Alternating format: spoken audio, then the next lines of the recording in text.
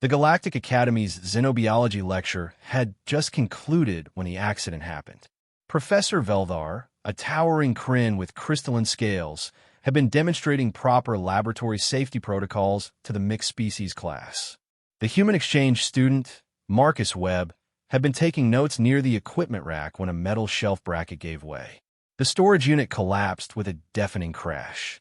Sharp-edged containers shattered across the floor, and Marcus went down hard, his arm catching on a jagged piece of broken glass housing. The classroom erupted in chaos. The Threxian students immediately activated their emergency bioshields, their 6 eyes wide with horror.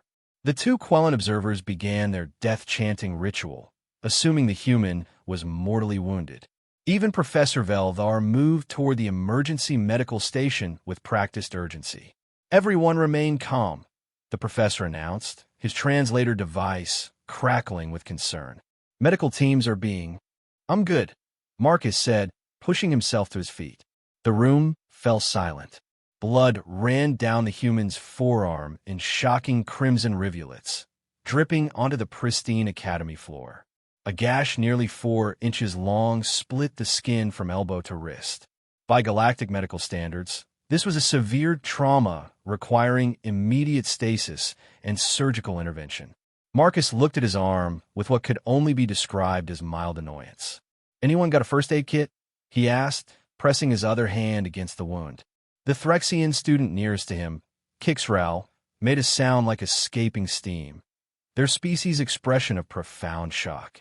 You require immediate medical intervention. Your circulatory fluid is escaping." "Yeah, it's bleeding pretty good," Marcus agreed, walking calmly toward the emergency supplies. "But it's not that deep. Probably doesn't even need stitches." Professor Veldar watched in fascination as the human retrieved the medical kit, designed for dozens of species, and began sorting through supplies with his uninjured hand. "Mr. Webb, I must insist you wait for proper medical personnel. The psychological trauma alone." "Psychological trauma?" Marcus actually laughed, a sound that made several students flinch.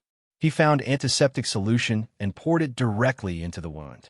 The class gasped collectively. "Kirales bioshield intensivite." "That's a caustic chemical," someone shouted. "It will cause immense pain." "Stings a bit," Marcus admitted, his jaw tightening slightly. That was apparently the only acknowledgement of pain he would offer. He grabbed gauze and began wrapping his arm with practiced efficiency, applying pressure to stem the bleeding.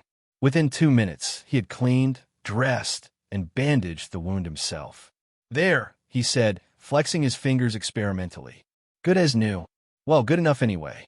Professor Veldar's scales rippled with colors indicating confusion and respect, an unusual combination. "Mr. Webb, your species finds this level of injury acceptable?" Marcus shrugged. "I mean, it's not great. I'll probably get it checked properly later. But yeah, this is pretty minor. I've had worse from playing sports back home." "Sports?" Kixral repeated weakly. "Your recreational activities cause this level of damage." "Sometimes worse." Marcus grinned. "We had a saying back in my rugby club. If you're not bleeding, you're not trying hard enough." The Quellan observers stopped their death chant, exchanging confused glances with their tentacles. Professor Veldar made a note on his datapad. Beside the human species entry, he added a new observation: injury tolerance, extreme. Pain response, suppressed. Self-repair capability, remarkable. Psychological resilience, terrifying. Marcus just cleaned up the remaining glass, asking if they could continue the lesson. The galaxy, Professor Veldar realized, had severely underestimated humanity's threshold for damage.